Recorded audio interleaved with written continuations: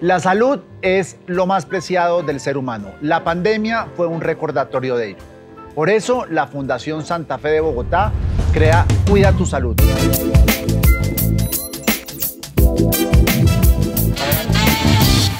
Un podcast donde hablaremos sobre dolencias, enfermedades, tratamientos y cuidados y muchos otros temas más que son de su interés. El capítulo de hoy es sobre el manejo del duelo y nos acompaña la doctora Akemi Martínez, psicóloga en gestión social.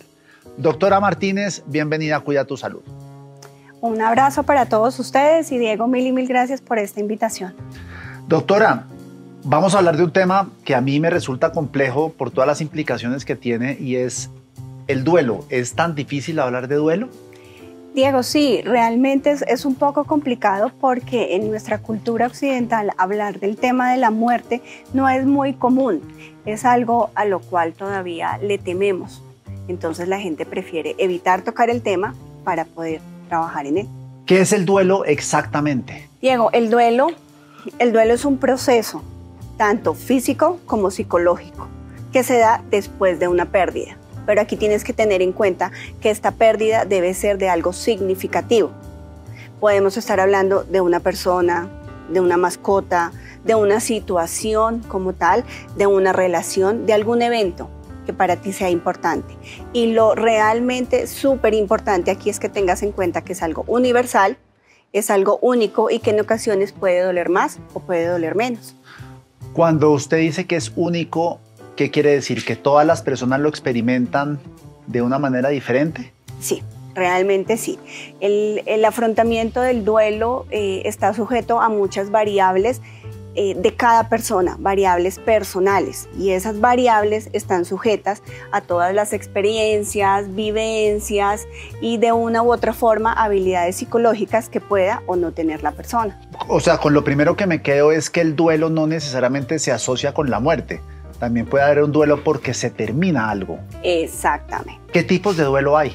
Bueno, Diego, aquí podríamos hablar de 7 tipos de duelos supremamente importantes que encierran de gran manera todos. Podríamos estar hablando del duelo anticipado. Ese duelo anticipado, como lo dice su palabra, es aquel que le permite a la persona empezar a trabajar sentimientos y experiencias antes de esa pérdida como tal. ¿Listo? Podemos hablar de un duelo crónico. Este duelo crónico es aquel que, a pesar de que pasa el tiempo, ese dolor, ese sufrimiento y esa angustia siguen ahí, siguen intactas. Este duelo lo podemos también conocer como un duelo patológico o un duelo complicado. Cuando usted dice patológico, uno se asusta. Sí, claro, porque el término como tal involucra muchas experiencias o muchas cosas que vienen a intervenir desde el área de salud mental. Entonces realmente sí es importante el tener cuidado y que no caigamos en este tipo de duelo. El duelo ausente es aquel en que la persona bloquea sus sentimientos y sus emociones para demostrar que pasó la página y que aquí no ha pasado absolutamente nada. ¿Ese duelo ausente puede desencadenar en un duelo crónico? ¿No están como algo ligados? Podríamos decir que sí, digamos que todos los duelos tienen algo que podrían llevar el uno al otro. Okay. ¿Listo? Podremos hablar del duelo retardado. Este duelo retardado va sujeto a este duelo ausente que habíamos presentado anteriormente y es que consiste en que a pesar de que ha pasado el tiempo y la persona ha estado con esas barreras y demás, en ese momento llega un punto en el que salen a la luz y esos sentimientos y esa angustia sale y muchas veces no sale de la mejor manera. Podemos hablar del duelo inhibido. Este duelo consiste y habla sobre todo cuando a las personas les es difícil expresar esos sentimientos, expresar ese dolor que tenemos y que llevamos por dentro ante esa pérdida. Fíjate, Diego, que este tipo de duelo está muy relacionado con los niños. Los niños usualmente no tienen una capacidad, no se les facilita el poder expresar lo que están sintiendo y lo que viven a través de esta pérdida. Y caemos en el error de que el adulto no le ayuda a poderlo expresar. ¿Este duelo inhibido que se presenta en los niños puede estar relacionado sobre todo con las mascotas, que son los duelos más importantes que tienen los niños? Por supuesto que sí, por supuesto que sí. Esa es una gran pérdida que se da para ellos porque el vínculo que generan es supremamente importante.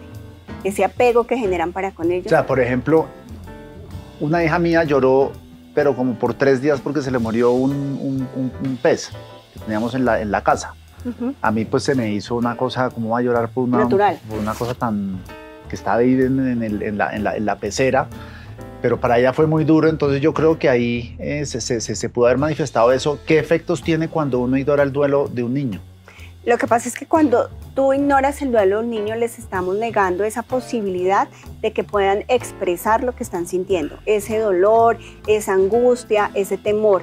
Y el no hacerlo puede generar en ellos algunas barreras, obstáculos que van a ser fuertes para que el día de mañana ese niño pueda crecer con ciertas ideas al respecto. Bueno, después está el duelo, que usted me había comentado, el duelo desautorizado. El duelo desautorizado, este también es súper importante porque este tipo de duelo tiene que ver con aquello cuando la persona presenta algún tipo de pérdida y no lo puede llorar, no lo puede hablar, no lo puede dar a conocer. ¿Por qué? Porque la sociedad no lo tiene permitido, ¿sí? Porque la sociedad rechaza y no está de acuerdo con ese sentimiento o esa expresión. Me hago entender un poco, aquí hablamos sobre todo... La realeza británica, no pueden llorar. Exactamente, ¿sí? Porque no está permitido, no es algo que está de acuerdo a que se pueda llegar a presentar. Este tipo de duelos lo presentan las personas que tienen relaciones que son ocultas, relaciones que no salen a la luz pública, ¿sí? Entonces no está bien visto que la persona llore, que sienta ese dolor porque esa relación no fue aceptada. Y este tipo de duelos lo vemos mucho también en los abortos, Diego. Aquí también es importante, Diego, que mencionemos ese tipo de duelo que se presenta cuando un familiar lo perdemos y es con el cual no habíamos tenido alguna relación muy fuerte, muy cercana, también tiende a ser un duelo. Pero ¿y qué impacto tiene eso sobre, por ejemplo, la salud mental de una persona o sobre el desarrollo a futuro de esa persona que está dentro de una categoría de este tipo de duelos? Indiscutiblemente, Diego, la salud mental ahí juega un papel fundamental y muy importante. Recordemos que el cuerpo como tal, la salud mental influye demasiado en ese desarrollo positivo y agradable que tengamos para todo el contexto y todas las situaciones que conlleva la vida.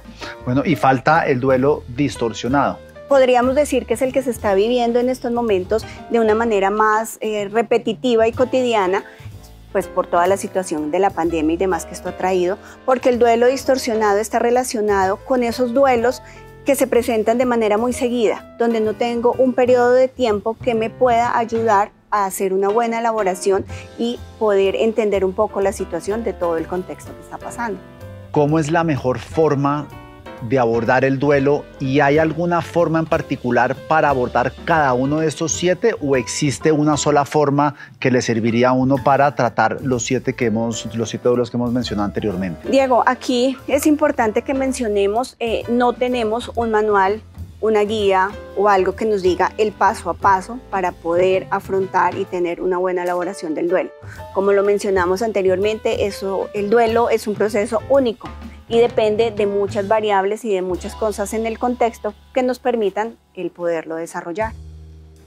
Muchas veces la mamá o el papá de uno le dice, llore mi hijo, que eso es bueno, cuando uno está ante una pérdida. ¿Eso es cierto? Realmente sí, Diego. ¿Por qué? Realmente sí, porque tú tienes que tener la libertad de poder desahogarte y de poder sacar ese llanto y ese dolor. Y la idea es que cuando tú te permites tener este tipo de expresiones ante la pérdida, eso te sirve de igual manera para respirar, para coger aire, para recargar baterías y seguir adelante. Aquí lo importante y lo que no podemos dejar a un lado es que no nos podemos quedar en un llanto, ¿no? En un llanto profundo y entonces como la mamá y los demás nos dicen es bueno llorar, tienes que hacerlo, nos quedemos como en ese continuo llorar y llorar y llorar, porque ahí ya estaríamos cayendo en algún tipo de los duelos que acabamos de ver. Entonces, en ese orden de ideas, uno creería que los niños son las personas que más les tenemos que prestar atención cuando experimentan algún tipo de pérdida.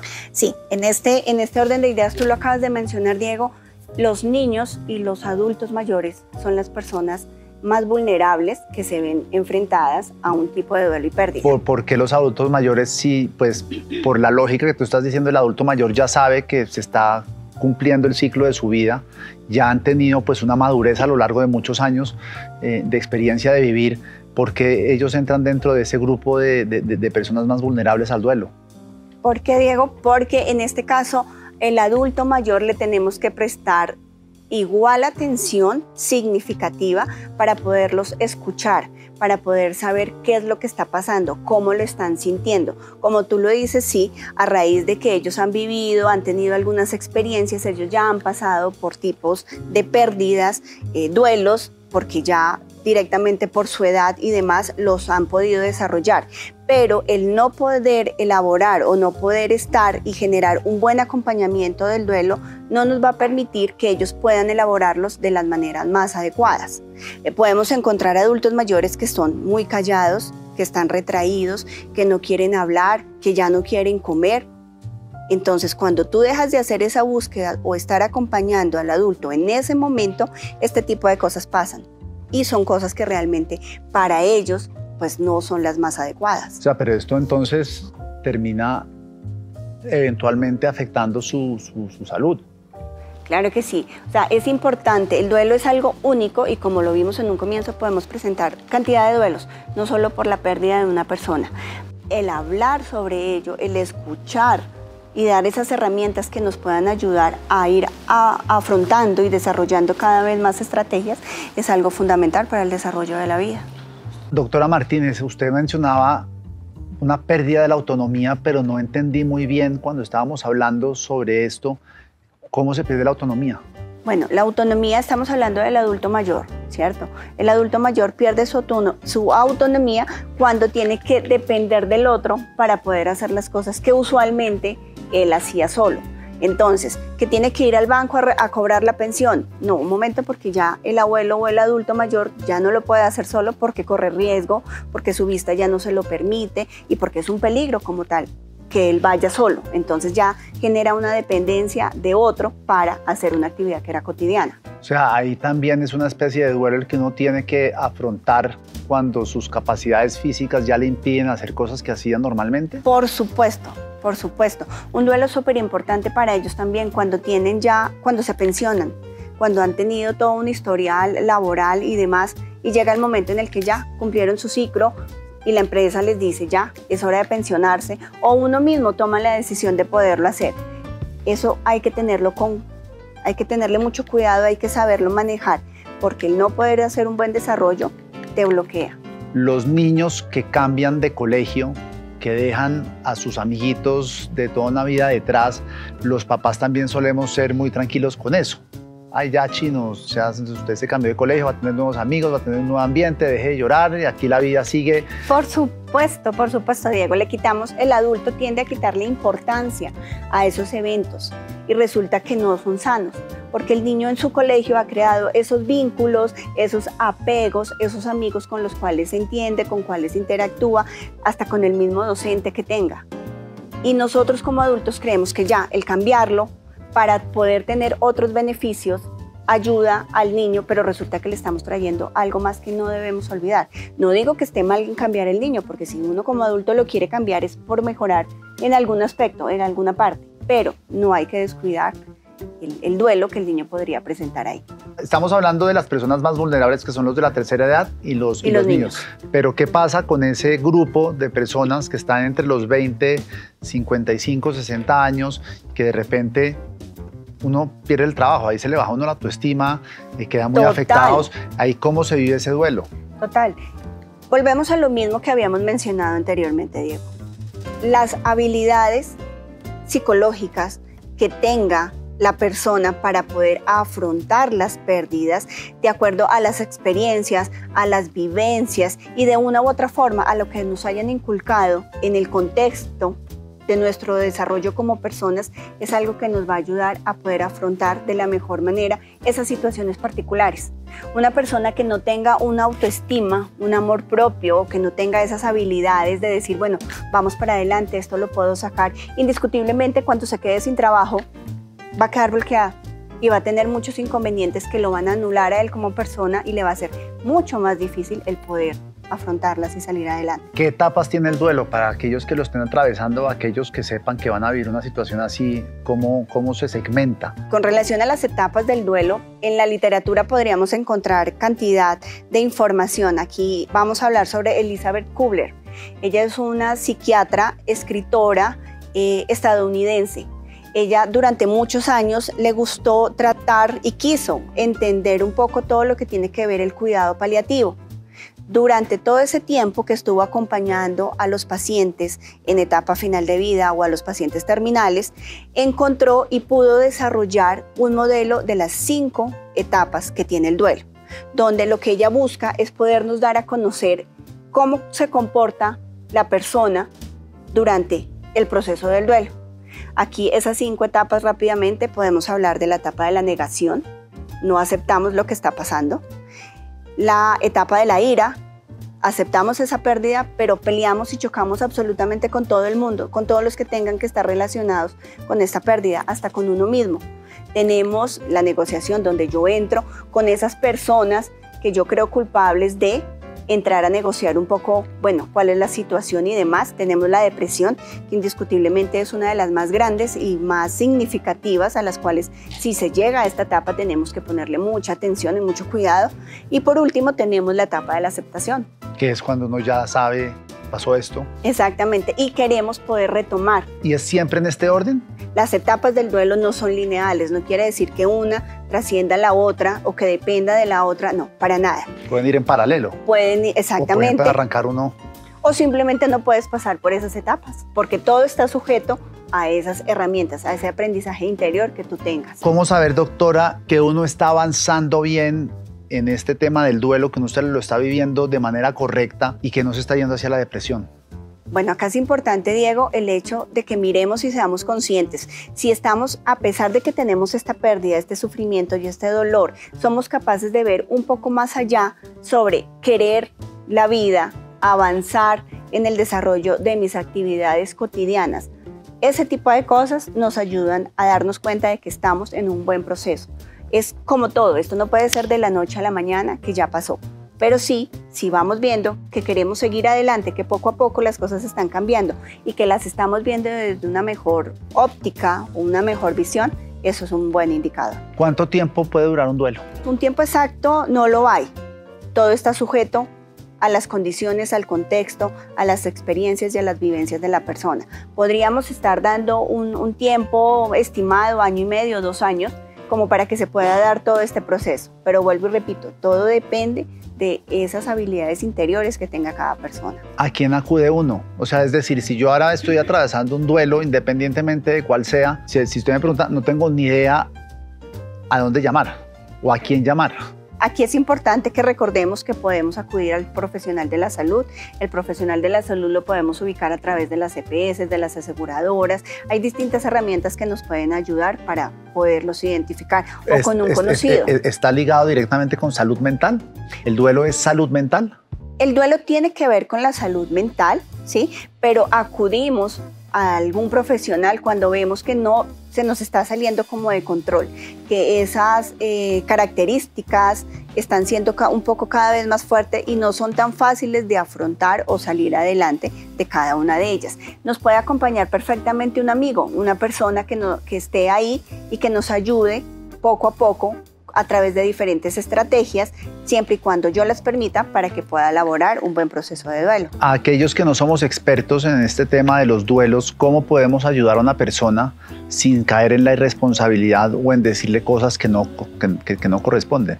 Ok, Diego, acá es importante que tengamos en cuenta, para ti va a ser mucho más fácil poder ayudar al otro siempre y cuando tú has elaborado tus duelos. Si tú los has elaborado de la mejor forma posible y eres consciente de que los has podido superar, vas a tener esas herramientas o esas habilidades, capacidades para poder ayudar al otro. La mejor forma de acompañar, ¿cuál es? Es el estar allí, presentes, para lo que se llegue a necesitar. Eso es lo realmente importante. Y cuando tú estás con una persona en estas condiciones, básico, ¿qué debes hacer? 1, permitir la escucha, permitir que la persona pueda expresar eso que está sintiendo. Ojo, sin llegar a forzar el que él exprese o diga lo que esté diciendo, ¿sí? Eso hay que tenerlo completamente claro. 2, el dedicar tiempo. El dedicar tiempo quiere decir que a pesar de que tú le digas, estoy aquí para lo que llegues a necesitar, sacas de tu tiempo para hacer una llamada, para dejar un mensaje y, ¿por qué no?, ir a visitarlo al trabajo si se encuentra laborando o a la casa, en una visita algo muy corta, pero que lo puedas estar ahí para que lo puedas acompañar y demás. Tercero, importante, cuando tú estés con esa persona, en esa conversación o permitiendo esas experiencias y demás, es supremamente importante que tengamos en cuenta y que tratemos dentro de lo posible de dedicar un 80% a escuchar lo que el otro está diciendo y un 20% a que tú intervengas, a que tú hables, a que tú hagas comentarios al respecto. Es completamente importante. Recordemos que el duelo es algo doloroso, pero es natural, es un proceso natural y de una u otra forma es algo saludable para nosotros, para nuestro interior como personas. ¿Por qué se le atraganta a uno, pues, o por qué se le atraganta a muchas personas el comunicarse con personas que están en duelo? Es completamente válido eso. Hemos encontrado situaciones en las que no nos tomamos la molestia de pensar un poco acerca de esas expresiones que podríamos usar para con las personas. Lo que usualmente uno escucha es cuando llegan a saludar a alguien, ¿cómo estás? Pues yo creo que hacer esa pregunta, donde no la estamos haciendo maliciosamente, pero el preguntar cómo estás creo que es algo que se cae de su peso, ¿cierto? O caemos en esas frases por acompañar y querer hacer más, de decir, no llores más, esto va a pasar, dale tiempo al tiempo. A él o a ella no le gustaría verte de esa forma. Son frases que no son las más sugeridas para poder acompañar, hacer un buen acompañamiento, porque de una u otra forma estás anulando el sentir de esa otra persona. Y en estos momentos es lo contrario, es donde tú tienes que ayudar a que la persona exprese y pueda decir lo que está sintiendo a través de esta pérdida. Las personas que están viviendo un duelo fuerte a veces dejan de comer o no están durmiendo bien. ¿Cómo se trata eso? Estos son aspectos importantes que podemos evidenciar cuando la persona está en un proceso de duelo.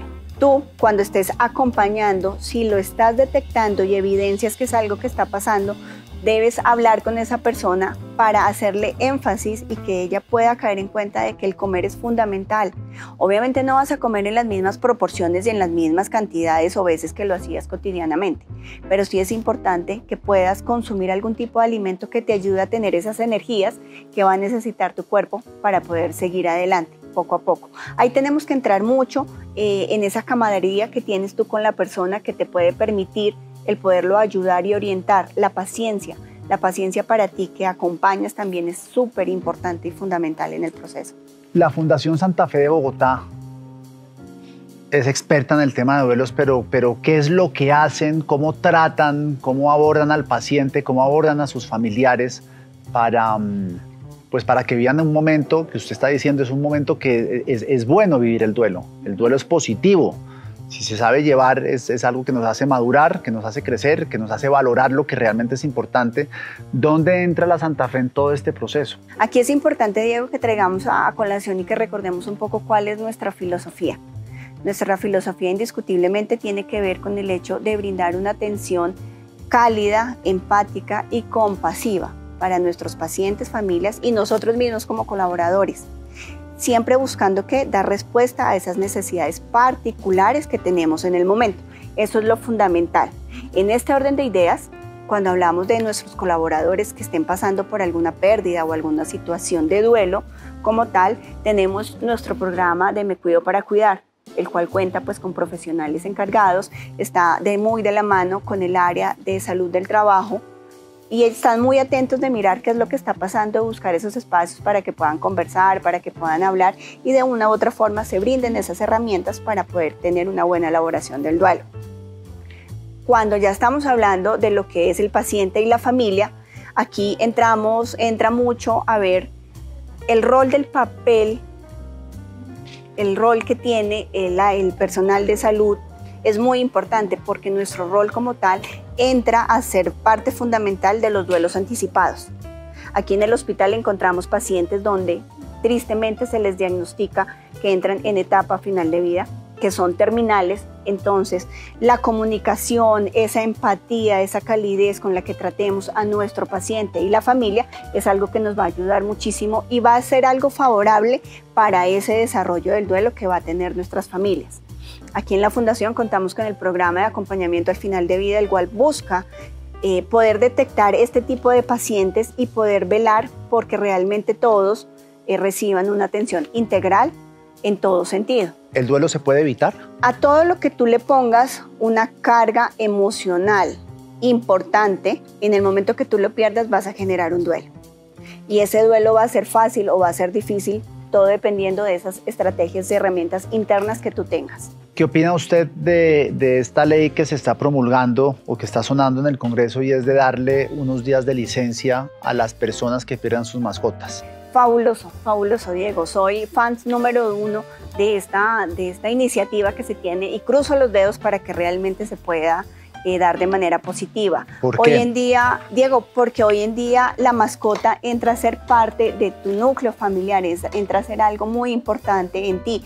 Lo hemos visto por lo menos ahorita en todos estos temas, en este tiempo de pandemia como tal, en el cual estuviste que estar en la casa, no podías salir, bueno, cantidad de condiciones y contextos donde te encontrabas tú con tu mascota. Entonces eso te permitió tener una afinidad, un apego mucho más importante, y en ellos estás encontrando ese refugio, esa amistad, esa lealtad que puedes tú llegar a tener para con ellos, y fundamental y fabuloso que puedas tener ese espacio para que en el momento que lo pierdas, tener ese espacio para cerrar ese ciclo, para tú poder trabajar en ese dolor que tienes sin necesidad de estar pensando, tengo que pedir permiso, y ahora cómo voy a manejar las cosas, tengo tareas pendientes en la empresa. Entonces es fabuloso y es súper importante por ese apego emocional que se tiene, el que podamos contar con esos días para nuestras mascotas. Cuando alguien siente un alivio por la pérdida de algo, porque terminó algo, ¿esas personas viven otro tipo de duelo o no? No necesariamente, Diego, no necesariamente, porque como tú lo estás mencionando, el hecho de haber perdido algo es algo que me trae a mí tranquilidad, que me trae... Porque yo a lo que me estoy refiriendo es que uno tiene una fuerte carga emocional con esa persona o con ese algo que estamos mencionando, pero no necesariamente le trae recuerdos agradables. Pero fíjate que tú lo estás diciendo, yo tengo una relación con algo, pero cuando ya pierdo ese algo, no me genera un dolor, no me genera tristeza, al contrario, siento que descansé, siento que ya me quité algo de encima. Entonces no tendría por qué generarte un proceso de duelo. Pero, por ejemplo, si uno se alegra de la muerte de alguien, ¿uno tendría que ir a un doctor a revisarse la cabeza por alegrarse de la muerte de otra persona? ¿O Diego, eso indiscutiblemente, si tú te alegras porque alguien falleció, porque alguien se perdió, pues indiscutiblemente algo no está bien en ti, ¿sí? Independiente de las experiencias que eso te haya traído o el por qué tú esperes o sientas ese sentimiento ante esa pérdida, ¿sí? O sea, no vendría a ser algo normal. Doctora, no sé si nos queda algo pendiente. Diego, yo creería que no. Aquí es importante, uno, agradecerte por este espacio. Realmente es un tema que vale la pena que trabajemos. Si nosotros tomáramos conciencia de hablar acerca de la muerte y sobre todo con nuestras personas más cercanas, nos evitaríamos muchos problemas de manera posterior. El hecho de saber qué quiere el otro, qué quiere la persona que está conmigo, la persona que yo quiero, de saber qué quiere cuando fallezca, es algo que te va a ayudar mucho en el momento de tu proceso de duelo, porque no te quedas con la duda de saber, bueno, él quería que yo lo cremara, o él quería que yo lo enterrara, ¿qué quería él? Entonces, hablar de ese tipo de cosas es supremamente importante y fundamental, hay que aprovechar la vida. La vida de por sí es compleja y nosotros como seres humanos nos la complicamos un poquito más. Entonces es realmente importante que aprendamos a disfrutar cada minuto, cada segundo, porque como lo hemos visto en estos últimos tiempos, hoy estamos y mañana no sabemos en qué momento ya no podamos estar. Bueno, doctora Martínez, muchísimas gracias. Y a todos ustedes que nos están viendo y oyendo, sobre todo los que nos están viendo, hagan clic en la campanita, suscríbanse al canal de YouTube de la Fundación Santa Fe de Bogotá, que todas las semanas hay contenido tan interesante como el que acabamos de hablar con la doctora Martínez. A los que están escuchándonos, suscríbanse a nuestro podcast y compartan el video, compartan el podcast con familiares, amigos, a quienes este tema del duelo les interesaría. Nos vemos la próxima semana y que tengan una muy buena semana. Gracias, doctora.